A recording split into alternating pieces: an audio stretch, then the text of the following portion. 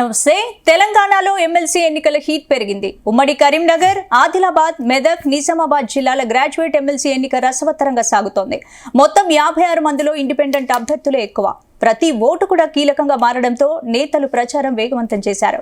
Graduate ఎమ్మెల్సీపై మనతో మాట్లాడేందుకు స్వతంత్ర అభ్యర్థి, Telangana recognised schools management association Tesma state president Yadagiri Shekhar Rao మనతో పాటు స్టూడియోలో ఉన్నారు. ఆయనతో మాట్లాడదాం.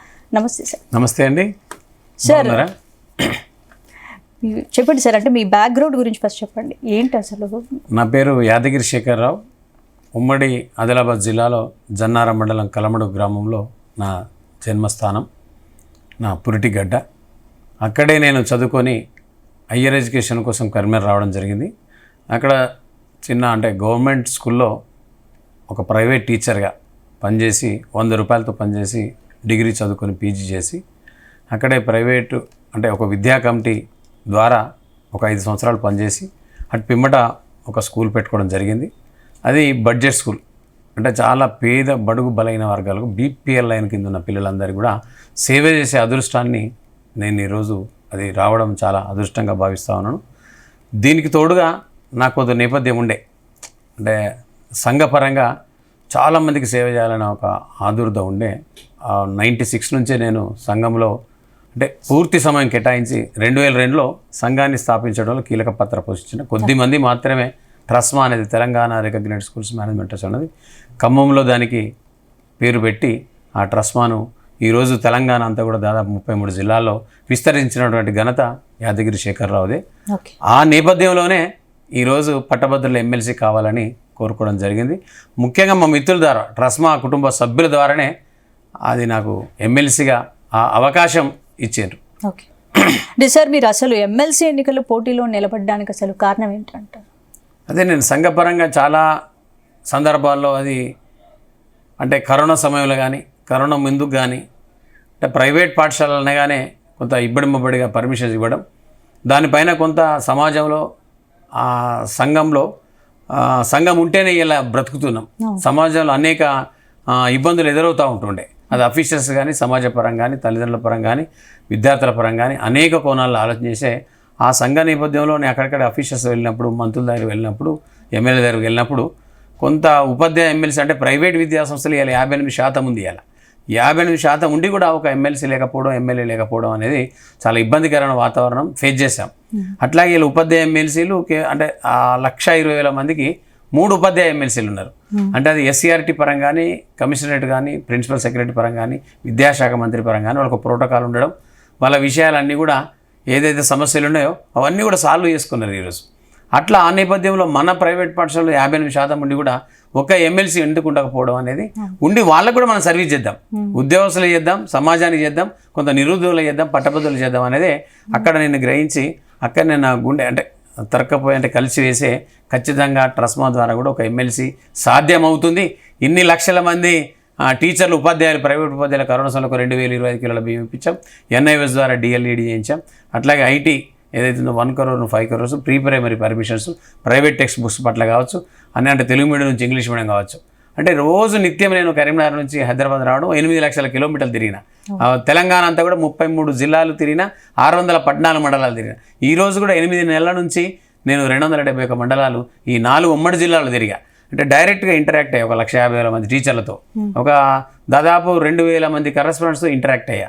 మరి అలాంటప్పుడు ఎందుకు ఎమ్మెల్సీ మనకు ఉండకూడదు అనే ఉద్దేశంతోనే కేవలం ఇది ప్రైవేట్ పాఠశాలకే కాకుండా ప్రభుత్వ ఉద్యోగులకు కూడా వాళ్ళ సమస్యల పట్ల, నిరుద్యోగుల పట్ల అనేక మందితో నేను షేర్ చేసుకుంటాను. కాబట్టి ఆ షేరింగ్లోనే స్వతంత్ర అభ్యర్థిగానే ఉండండి, పార్టీలకు అతీతంగా. ఎందుకు స్వతంత్ర అభ్యర్థిగా ఉంటారంటే శాసన మండలి అనేది ఎగువ సభ, కింది సభలో అంతా కూడా పొలిటీషియన్స్ ఉంటారు, వాళ్ళు శాసనాలు చేస్తూ ఉంటారు. వాటిపైన ఎకనామికల్గా కానీ వాళ్ళు చేసిన శాసనాలన్నీ కూడా ప్రజలకు ఉపయోగపడుతున్నాయా లేవా, ఇది ప్రజలకు కరెక్ట్గా ఉంటుందా లేదా, ముఖ్యంగా పట్టభద్రుల గురించి అక్కడ మాట్లాడుతున్నారా లేదా అనే అంశాన్ని గురించే మా వాళ్ళంతా కూడా చెప్తా ఉన్నారు. యాక్చువల్గా శాసన మండలి కూడా అదే, దాని నేపథ్యం కూడా అదే. పార్టీలకు అతీతంగా ఒక స్వతంత్ర అభ్యర్థి కనుక ఉన్నట్లయితే అక్కడ రియల్ రియాలిటీ అనేది వస్తుంటుంది కాబట్టి ఖచ్చితంగా వాదన కూడా జరుగుతూ ఉంటుంది, గొంతు కూడా ఉంటుంది, ఆ ప్రశ్నలు కూడా మనం సమాధానాలు కూడా తీసుకురావాలని జరుగుతుంది. కాబట్టి అందుకే ఇలా స్వతంత్ర అభ్యర్థిగా నేను నిల్చున్నాను. ఓకే, అంటే మీరు ఇన్నేళ్లుగా మీ ఎక్స్పీరియన్స్ అంతా చెప్పారు, ఇన్నేళ్ల నుంచి విద్యా వ్యవస్థలో ఉన్నారు, ఇంతమందిని కలిసారు, ఇన్ని ఏరియాలు కవర్ చేశారు, కాబట్టి మీరు ఎమ్మెల్సీ అయితే విద్యా వ్యవస్థలో ఎలాంటి మార్పులు తీసుకురావాలనుకుంటున్నారు? విద్యా వ్యవస్థలో నేను ఎన్నో ఏళ్ళ నుంచి 30 ఏళ్ళ నుంచి చూస్తా ఉన్నాను. 3 దశాబ్దాలు గడిచిపోయింది. అంటే ఒక దిక్కు చదువుకొని పాపం ఉద్యోగాలు దొరకక, ఒక పక్క చదువుకుందామంటే డబ్బు లేక, నేను కూడా నా చదువుకున్న నేపథ్యం ఏంటంటే మా అమ్మ నాన్నలంతా కూడా ఇల్లిటరేట్స్, అంటే లిటరసీ లేదు. మొదటి తరం నేను ఒక్కడనే మా కుటుంబంలో చదవడానికి పై చదువులకు వెళ్ళడానికి నేను ఒక్కడనే ఉన్నా. ముఖ్యంగా ఆర్థిక భారం, ముఖ్యంగా ఒక 100 కిలోమీటర్ దూరం వచ్చిందంటే మేము ఏదో ఒక పని చేసుకొని ఆ పని ద్వారా పైసలు వస్తే చదువుకున్నాం. అందుకే విద్యా వ్యవస్థలో సమూలమైన మార్పులు రావాలని గత 3 దశాబ్దాల నుంచి అనేక మంది అంటా ఉన్నారు, అవన్నీ వింటా ఉన్నాం. కానీ ఇలా యూనివర్సిటీస్ లక్ష్యాలన కానీ ఇలా ముఖ్యంగా 2007లో రాజశేఖర రెడ్డి గారు ఒక రీఎంబర్స్మెంట్ పథకాన్ని పెట్టారు, అప్పుడు ముఖ్యమంత్రి గారు. అది ఇలా 8,000 కోట్ల పెండింగ్ ఉందండి, 8,000 కోట్ల పెండింగ్ ఉంది. దానివల్ల ఏమవుతుందంటే కేవలం కాలేజీలు మూతపడుతున్నాయి, విద్యార్థులకు చదువులు వస్తున్నాయి, విద్యార్థులకు ఇంకేదో వస్తున్నాయి అనుకుంటున్నారు. కానీ తెలంగాణ రాష్ట్రంలో భారతదేశంలో నెంబర్ 1 ఉండాలన్నా, ప్రపంచంలో ఉండాలన్నా చదువు అనేది చక్కగా రావాలి. ఆ ఎఫెక్ట్ దేని మీద పడుతుంది అంటే పిల్లలపై పడుతుంది అనుకుంటారు, కానీ దేశం పైన పడుతుంది అని అంటా ఉన్నా. అంటే మంచి మార్గంలో కనుక సరి అయిన అధ్యయనం లేక, అంటే సరి అయిన చదువు కనుక లేకుంటే ఆ దేశం దానికదే సర్వనాశనం అని చాలామంది చెప్తా ఉంటారు, వింటూ ఉంటాం. కాబట్టి ఆ రియంబర్స్మెంట్ పథకాన్ని ఇలా ఫెయిల్యూర్ అయింది. అంటే 8,000 కోట్లు ఇలా డిగ్రీ కాలేజీలు అన్నీ కూడా మూతపడ్డాయి. మరి అలాంటప్పుడు ఆ రియంబర్స్మెంటు ఖచ్చితంగా రావాలి అని వెంటనే రిలీజ్ చేస్తే అక్కడ ఉన్న అధ్యాపకులకు కానీ అక్కడ ఉన్న మేనేజ్మెంట్కి కానీ రావడం జరుగుతుంది. నిన్న కూడా ఆ డిగ్రీ కాలేజ్ చాలామంది అంటా ఉన్నారు, ఏమని మేమంతా కూడా బంద్ పెడుతున్నాం, రేపు పరీక్షలకు కూడా మా సెంటర్స్ ఇవ్వమని. ఇంత దూరం వస్తుంది అంటే విద్యా సంస్థలు, విద్యార్థి యొక్క చదువులు, విద్య యొక్క ప్రక్షాళన చాలా అవసరం ఉంది. కాబట్టి నాలాంటి వాడు చదువుకున్నోడు, అధ్యయనం చేసినోడు, నేర్చుకున్నోడు ఖచ్చితంగా ఉంటే శాసన మండలిలో ఆ యొక్క అంటే ఆ విద్య యొక్క అభివృద్ధి తెలంగాణలో ఉండే విధంగా తీసుకురావడానికి ప్రయత్నిస్తానని దీని ద్వారా తెలియజేస్తా ఉన్నాను. శేఖర్రావు గారి వెనక బీఆర్ఎస్ ఉందనే ప్రచారం జరుగుతుంది, మీరేమంటారు? వాస్తవం అది. నేను ఉద్యమం నుంచి కేసీఆర్ గారు ఎంబడి ఉన్నా, నేను తెలంగాణ రావడం కోసం ఉన్నా, అన్ని పార్టీలతో పనిచేశా, ఉద్యమ వీరుడు కాబట్టి ఉద్యమంతో తను ఏదైతే పని చెప్పారో తెలంగాణ ఉద్యమంలో అనేక సమయాల్లో అనేక పాత్రలు నిర్వహించిన నేను, అది బస్సులు అడిగారా, విద్యార్థులను అడిగారా, ఉపాధ్యాయులను అడిగారా, తెలంగాణ భవన్కు రావడమా, అనేక సందర్భాల్లో సమ్మెలు, సకల జనుల సమ్మెలు కూడా మేమే పోయి ఆ తెలంగాణ భవన్లో అంటే మొట్టమొదటిగా ప్రకటించడం జరిగింది. కాబట్టి ప్రైవేట్ పాఠశాల ఉండి కూడా 42 రోజులు మేము సకల జన సమ్మెలో ఖచ్చితంగా పాల్గొన్నాం. అనేక సందర్భాలలో కూడా ఎన్నికల్లో కూడా ప్రత్యక్షంగా పరోక్షంగా మేము కండువా లేకుండా కూడా నేను తన వెంబడి ఉన్నా, అది వాస్తవం. కానీ ఈ రోజు నేను ఏమంటున్నానంటే అన్ని పార్టీలతో తిరిగా, నాట్ ఓన్లీ బీఆర్ఎస్, ఆ ఉద్యమంలో అన్ని జాతీయ పార్టీలు, చిన్న పార్టీలు, అన్ని పార్టీలతో తిరిగా తెలంగాణ రావడమే మొదటి అంశంగా మేము విద్యాసంస్థలు తీసుకున్నాం, కొట్లాడినాం. అది తప్పు కాదు. ఈ రోజు కూడా అన్ని పార్టీల సహకారంతోనే నేను ఎమ్మెల్సీగా ఒక ఇండిపెండెంట్ అభ్యర్థిగా బరిలో దిగా. అందుకే నన్ను వీళ్ళందరూ చాలామంది నన్ను ఆదరిస్తున్నారు, ప్రేమిస్తున్నారు. అన్ని ఏరియాలలో కూడా అందరు సబ్బండ వర్ణం, ఈరోజు సబ్బండ వర్ణం యాదగిరి శేఖర్ రావాలని పట్టభద్రులంతా కూడా నా వెంట ఉన్నారు. స్వతంత్ర అభ్యర్థి అంటే ఆశామాషి కాదు, అడిదికు 1,000 కోట్ల మనుషులు ఉన్నారు, ఇద్దరు 2 జాతీయ పార్టీలలో 1,000 కోట్ల మనుషులు ఉన్నారు. నేను 0 బడ్జెట్ నుంచి వచ్చిన, 0 బడ్జెట్ నుంచి వచ్చి ఇలా గెలుస్తున్నా అనే ధీమాను ప్రకటిస్తున్నా. అంటే ఎంత వర్క్ చేసినా, ఎంత పని చేస్తే అంటే ఈరోజు నాకు ఆ గుర్తింపు రావడం, ఆ రికగ్నిషన్ రావడం, ఇలా రెస్పెక్ట్ రావడం, ఇవన్నీ కూడా పనికి సంబంధించిన అంశం. గత 30 సంవత్సరాల నుంచి పేద పిల్లలను, బడుగు బలైన వర్గాల పిల్లలను, అంటే ఒక ఇంటర్మీడియటే కాదు, నర్సరీ నుంచి 10th క్లాస్ వరకు కావచ్చు, ఇంజనీరింగ్లో కావచ్చు, మెడిసిన్లో కావచ్చు, నాట్ ఓన్లీ వైద్య పరంగా కూడా అనేక మంది నా దగ్గరకు వచ్చినప్పుడు చాలా సందర్భాల్లో కూడా నేను వాళ్ళందరూ కూడా పనులు చేసి పెట్టిన హాస్పిటల్లో కూడా. అందుకే ఈరోజు నన్ను అందరూ కూడా ప్రేమిస్తున్నారు, దగ్గర తీస్తున్నారు. ఖచ్చితంగా గెలుపు ధీమాను ప్రకటిస్తా ఉన్నాను. అంటే బీఆర్ఎస్ నుంచి టికెట్ ఆశించారనే ప్రచారం ఉంది, మరి బీఆర్ఎస్ నుంచి ఎందుకు పోటీలో లేరు మీరు? అది వాళ్ళ అంతర్గత నిర్ణయం. జనరల్గా పార్టీ అంటే ఆషామాషి కాదు, కొన్ని లక్షల మంది మెంబర్స్ ఉంటారు, వాళ్ళు పాలిటిక్ బ్యూరోస్ వాళ్ళంతా ఉంటారు, చాలామంది మాజీ మంత్రులు ఉన్నారు, పెద్దలు చాలామంది. ఆ నిర్ణయాన్ని అది వాళ్ళు నిర్ణయించుకున్నారు. మనం పోయి అడిగాం, కానీ వాళ్ళ నిర్ణయం మనకేం తెలుస్తుంది? వాళ్ళ అంతర్గత విషయాలన్నీ కూడా మనం ఎందుకు చర్చిస్తాం? మనం ఓన్లీ సముద్రంలో చిన్న గురుగారాయి వంటి వాళ్ళం. బీఆర్ఎస్ పార్టీ గురించి కానీ ఇంకో పార్టీ గురించి కానీ మనకు కావాల్సింది ఏంటంటే ఇక్కడ ప్రత్యర్థులే. ప్రత్యర్థులు ఎవరు ఉన్నారు ఈడ అంటే corporate man versus common man, corporate man versus common man, ఒక బిజినెస్ మ్యాన్ వర్సెస్ ఒక సర్వీస్ మ్యాన్. కాబట్టి వ్యాపారస్తునికున్న ఒక పనిచేసే వ్యక్తికి, ఒక వర్కర్కు లొల్లి నడుస్తున్నది.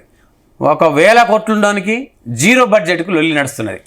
జీరో బడ్జెట్ ఎందుకు గెలవకూడదు అనే తపన ఇలా ప్రతి ఒక్క పట్టభద్రుల దగ్గర ఉన్నది.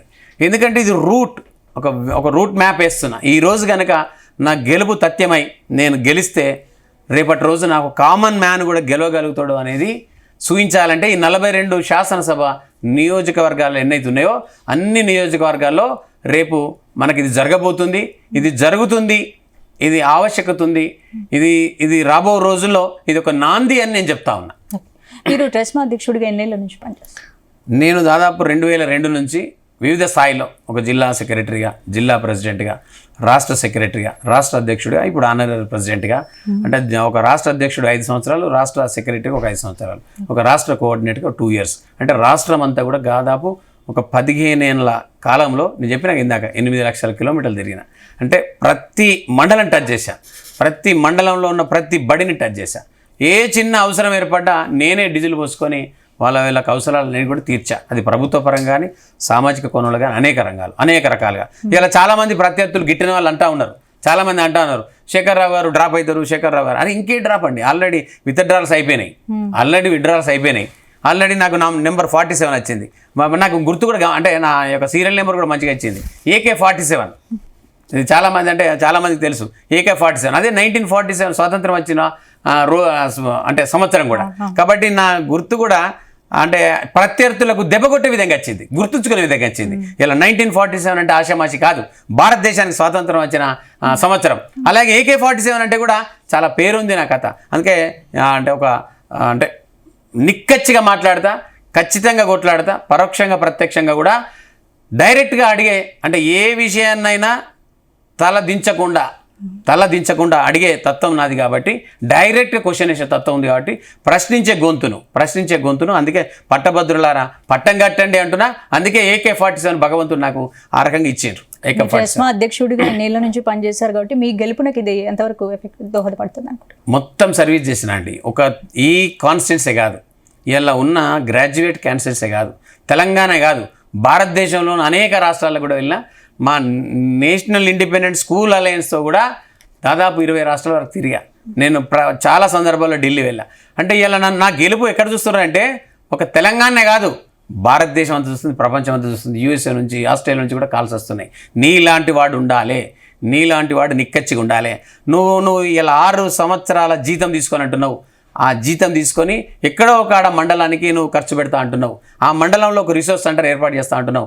నీ ప్రైవేట్ పాఠశాల ఏదైతే ట్రస్మో ఉందో ఆ మండలంలో ఒక పాఠశాలని ఒక విజ్ఞాన కేంద్రంగా తయారు చేయబోయి ఒక నిరుద్యోగులు ఎవరైతే ఉన్నారో, ఉద్యోగం దొరకని వాళ్ళు, పట్టభద్రులందరికీ కూడా ఒక కౌన్సిలింగ్ కావచ్చు, ఒక రిసోర్స్ సెంటర్ కావచ్చు, పరీక్షలకు సన్నద్ధమయ్యే వాళ్ళందరికీ కూడా కోచింగ్ సెంటర్ ఏర్పాటు చేసి ఫ్రీగా నువ్వు ఇస్తా అంటున్నావు. నీ జీతాన్ని కూడా నువ్వు లెక్క చేస్తలేవు, నువ్వు కేవలం సర్వీస్గానే ఇస్తా అంటున్నావు. ఆ జీతాన్ని కూడా మా కొరకే పట్టభద్రుల కోసం ఖర్చు పెడతా అంటున్నావు. అంటే ఇంత నిర్ణయం తీసుకున్నావు కదా, ఆ నిర్ణయం అనేది సాహసోపేతమైన నిర్ణయం.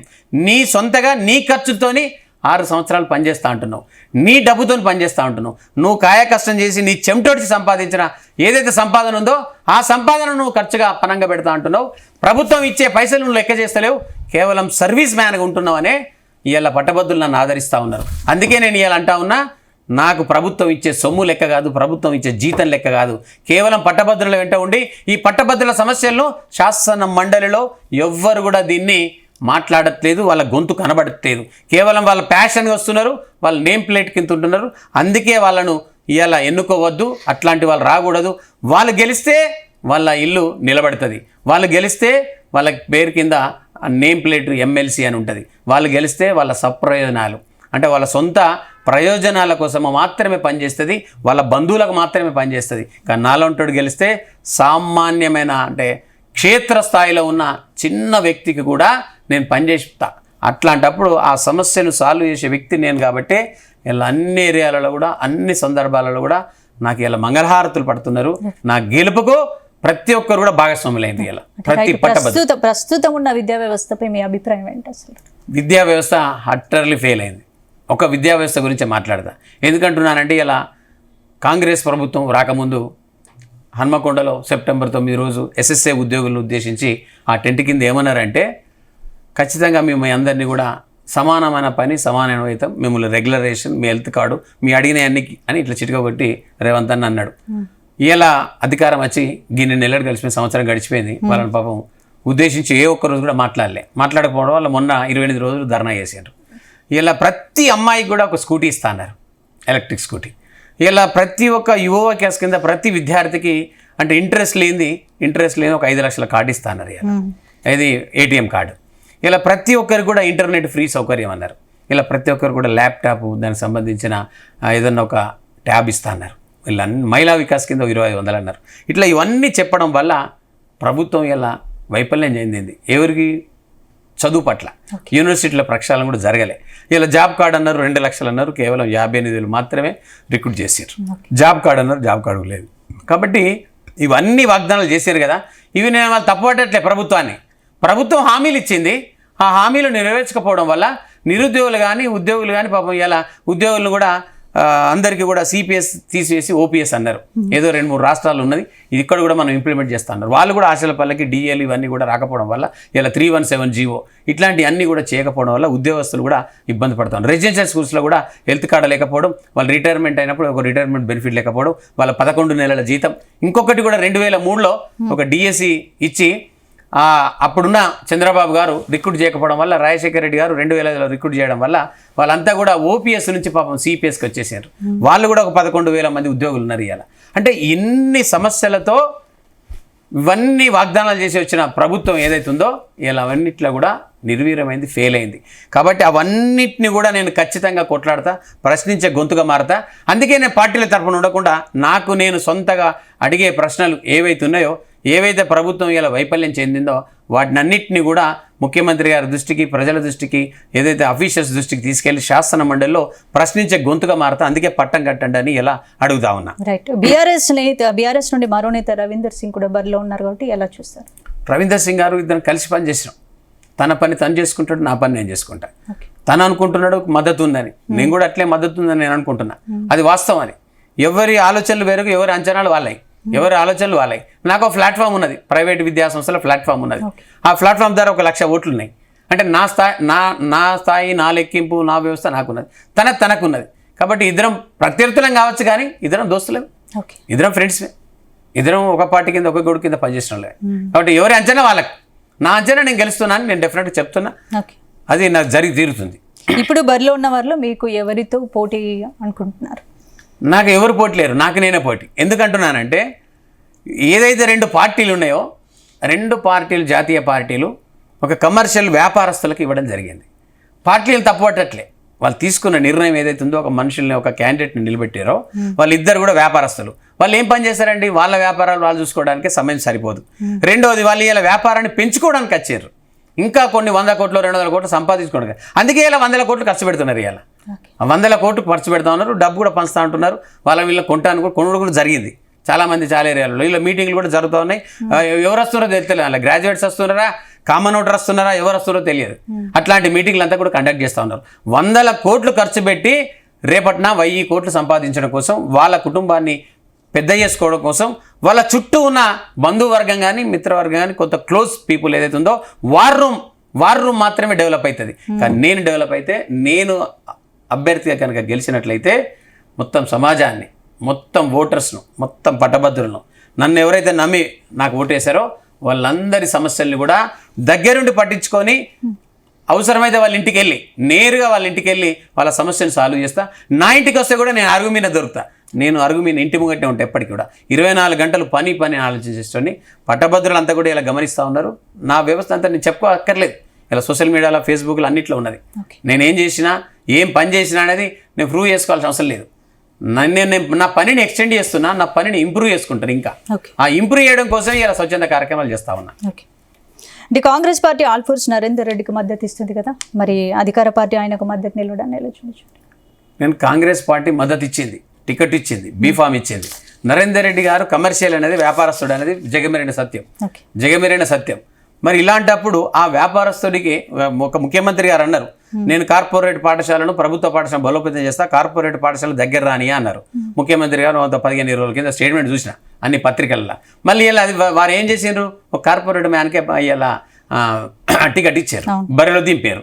మరి ఎట్లా మరి దాన్ని ఏ దృష్టి ఏ కోణంలో చూద్దాం మనం, అది ఏ కోణంలో దాన్ని ఆలోచన చేద్దాం. కార్పొరేట్ వ్యవస్థకు సంబంధించిన వ్యక్తికి ఇవ్వడం అనేది చాలా తప్పుగా భావిస్తున్నారు ప్రజలంతా కూడా. ఇలా నిన్ను ఓడగొడతా, ఖచ్చితంగా మిమ్మల్ని ఓడగొట్టి తీర్థమని అనేక ప్రకటనలు చేస్తూ ఉన్నారు, సోషల్ మీడియాలో వస్తుంది, రోజు చూస్తూ ఉన్నా. అది 100% ఆయనను ఓడగొట్టడానికి అందరూ ప్రయత్నిస్తున్నారు. వాళ్ళ తల్లిదండ్రులు, వాళ్ళ విద్యార్థులు, ఈవెన్ పార్టీ నాయకులు కూడా ఓడగొట్టడానికి అక్కడక్కడ ప్రయత్నం చేస్తూ ఉన్నారు. శేఖరరావు గారు, ఇప్పుడు మీరు ఎంతోమంది విద్యార్థుల భవిష్యత్తును తీర్చిదిద్దుతున్నారు కదా, ఎమ్మెల్సీ అయితే ఎంతోమంది విద్యార్థులు, నిరుద్యోగులకు ఎలా భరోసాగా నిలుస్తారు? నేను గతంలో చెప్పాగా మేడం, గతంలో చాలామంది పేద విద్యార్థులకు, చాలామంది వేల మంది పేద విద్యార్థులకు, అన్ని కులాలు అన్ని మతాల వాళ్ళకు నా దగ్గర వచ్చిన వాళ్ళకు, హైదరాబాద్ ప్రాంతంలో కావచ్చు, అది ఢిల్లీ ప్రాంతంలో కావచ్చు, అది ఇంకెక్కడో బాంబే ప్రాంతాల్లో కావచ్చు, ఈవెన్ మా కరీంనగర్ ప్రాంతాల్లో కావచ్చు, ఈవెన్ ఆదిలాబాద్ ప్రాంతాల్లో కావచ్చు, ఎక్కడెక్కడైతే వాళ్ళు కోరుకున్నారో, ఎక్కడెక్కడైతే సీట్లు కావాలనుకుంటే మా ట్రస్మా సోదరులందరూ కూడా ఫోన్లు చేసి ఫ్రీగా ఇప్పించిన, సగం ఫీజు మాఫీ చేయించిన, అది తల్లిదండ్రులు లేని వాళ్ళకి కావచ్చు, తల్లి చనిపోయి తండ్రి చనిపోయిన వాళ్ళు కావచ్చు, లేదా పేద బడుగు బీపీఎల్ లైన్ కింద వాళ్ళు కావచ్చు. ఈవెన్ నా స్కూల్లోనే కొన్ని వందల మందికి నేను ఫ్రీగా, అంటే నా పాఠశాల కూడా తక్కువ ఫీజులతో మంచి నాణ్యమైన విద్యను అందిస్తా ఉన్నా. ఇలా ఐఐటికి సంబంధించి కావచ్చు, జేఈకి సంబంధించి కావచ్చు, మా టీచర్లు కూడా అలానే పనిచేస్తున్నారు. అంటే ఆ నేపథ్యం ఉన్నది నాకు. అంటే నేను సర్వీస్ ఓరియంటెడ్, విద్యలో మార్పు రావాలి.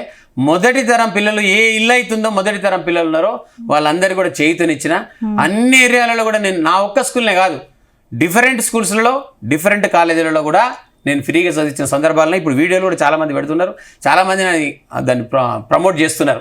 మాకు పలానా సందర్భంలో ఈ సార్ నాకు ఫ్రీ ఇచ్చిండు, మా భర్త చనిపోయిండు హార్ట్ అటాక్ వచ్చి అని, ఇట్లా రకరకాల వీడియోలు చేసి సోషల్ మీడియాలో పెడతా ఉన్నారు. వాళ్ళే తిరుగుతున్నారు. ఇలా నేను ఎవరైతే ఏ ఇంటికైతే, ఏ విద్యార్థికి అయితే ఫ్రీ అందించినో వాళ్ళే ఇలా కంకణం కట్టుకున్నారు. శేఖర్రావు సార్ ఉంటే కొన్ని వేల మందికి చదువు ఇంకా అభివృద్ధిలో తీసుకొస్తాడు.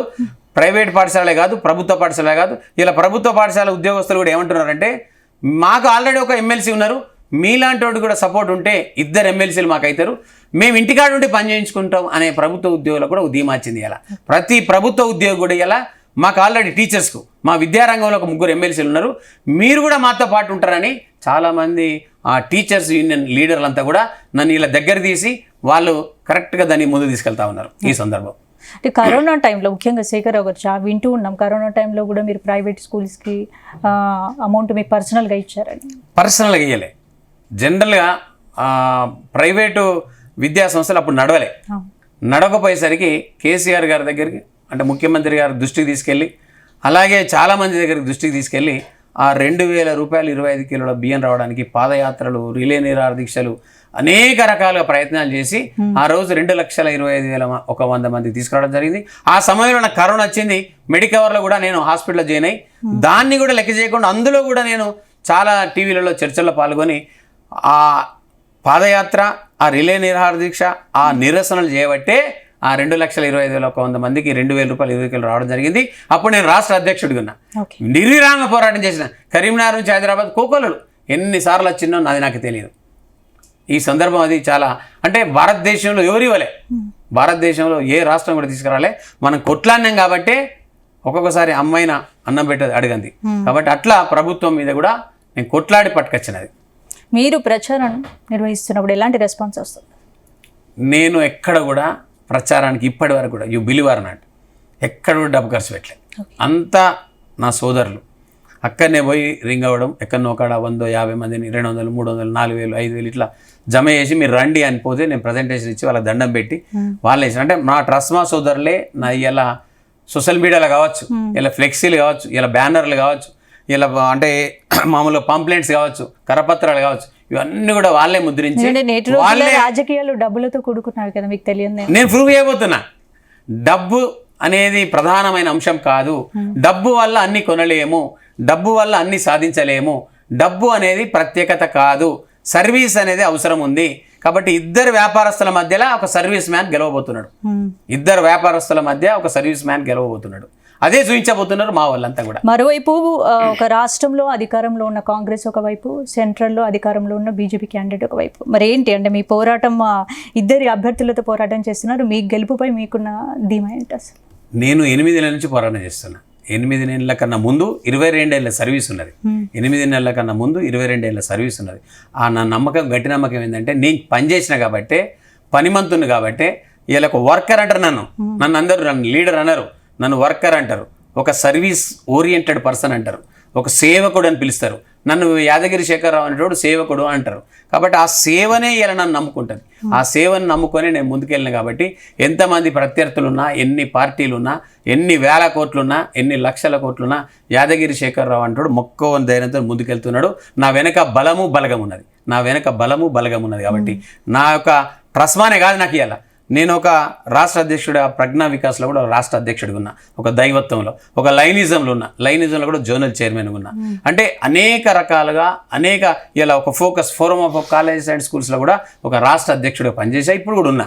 అంటే అనేక సంస్థలతోని అటాచ్లో ఉన్నా కాబట్టి నా ప్రత్యర్థుల ఓటమి అనేది తప్పకుండా జరిగి తీరుతుంది. యాదగిరి శేఖరరావు అంటాడు గెలవబోతున్నాడని ఈ వేదిక ద్వారా తెలియజేస్తాను.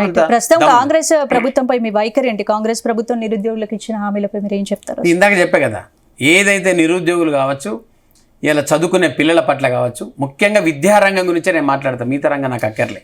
ఎందుకంటే పట్టభద్రులకు కావాల్సి విద్యారంగం, పట్టభద్రులే ఓటేస్తారు కాబట్టి పట్టభద్రులందరికీ కూడా ఇచ్చిన హామీలన్నీ కూడా నెరవేర్చలేదు, వైఫల్యం చెందింది. కాబట్టి ముఖ్యంగా అది ఒకటి, కాంగ్రెస్ ఇచ్చిన టికెట్ ఏదైతే ఉందో ఆ టికెట్ ఇచ్చింది కూడా తప్పు చేసిండ్రు. ఎవరైతే వ్యక్తి వ్యాపారస్తునికి ఇవ్వడం వల్ల ఇలా వాళ్ళ యొక్క ఓటమి అంచులో అల్ఫోర్స్ నరేందర్ రెడ్డి గారు. ఇంకొకటి కూడా మీకు చెప్తా ఉంటా, యాక్చువల్లీ ఆయన ఇంటి పేరు ఊటుకూరు నరేందర్ రెడ్డి, దాన్ని ఎలక్షన్ కమిషన్లో ఎక్కడో మేనేజ్ చేసుకున్నాడు. ఇలా అల్ఫోర్స్ నరేందర్ రెడ్డి ఊటుకూరు అని పెట్టుకున్నారు. అది ఎంత తప్పు అంటే దాని మీద కూడా ఇలా చాలామందికి కోట్ల పోతున్నారు, కేసు పోతున్నారు. అంటే మన దగ్గర అంటే మనం ఏదైనా చేయగలుగుతామా? అంటే డబ్బున్నా కానీ, అంటే అధికారం చేతిలో ఉన్నదని ఏదైనా చేయగలుగుతామా? అట్లా చేయడం తప్పు అని కూడా నేను ఈ వేదిక ద్వారా తెలియజేస్తా ఉన్నాను. నేటి రోజుల్లో వ్యాపారాల కోసమే రాజకీయాలకు వస్తున్నారనే అభిప్రాయం అయితే వ్యక్తమవుతుంది. దీని గురించి నేటి రోజుల్లో మీకు చెప్తా ఉన్నా కదా, వీళ్ళందరూ కూడా ఇప్పుడు పోటీ చేసే వాళ్ళంతా కూడా వాళ్ళ సప్రయోజనాలు, వాళ్ళ కుటుంబం కోసం, వాళ్ళ నేమ్ ప్లేట్ కోసం, వాళ్ళ వ్యాపారం ఏదైతే చేస్తూ ఉన్నారో ఆ వ్యాపారాన్ని ఇంకా కూడా పెంచుకోవడం కోసం, అది ఏం జరిగినా నేను ఎమ్మెల్సీ కావాలి, నా వ్యాపారం నేను పెంచుకోవాలి, నా చుట్టూ ఉన్న నా కోటేరు ఏదైతే ఉందో వాళ్ళందరూ కూడా అభివృద్ధి చెందాలనే ఉద్దేశంతో వాళ్ళు వస్తున్నారు. కానీ శేఖరరావు అంటాడు సమాజం కోసం వస్తున్నాడు, పొలిటికల్ మార్పు రావాలని చూసుకుంటున్నాడు, మండలాల మార్పు కావాలంటున్నాడు, సామాజిక కోణంలో. అందుకే నా జీతం అంతా కూడా ఎందుకు ఇస్తున్నానంటే, ఎక్కడైతే నిరుద్యోగులు, ఎక్కడైతే పట్టభద్రులు ఇబ్బంది పడుతున్నారో వాళ్ళందరికీ కూడా కౌన్సిలింగ్, వాళ్ళందరికీ కూడా కోచింగ్, వాళ్ళందరికీ కూడా ఏదైతే పరీక్షలకు సన్నద్ధమవుతున్నారో వాళ్ళందరికీ కూడా ఫ్రీగా కోచింగ్ ఇచ్చి నా డబ్బును నెల జీతం తప్పకుండా ఫ్రీగా ఇచ్చి ఒక 271 మండలాలన్నింటి కూడా వాళ్ళ యోగక్షేమాలు చూసడం కోసం వస్తున్నాడు.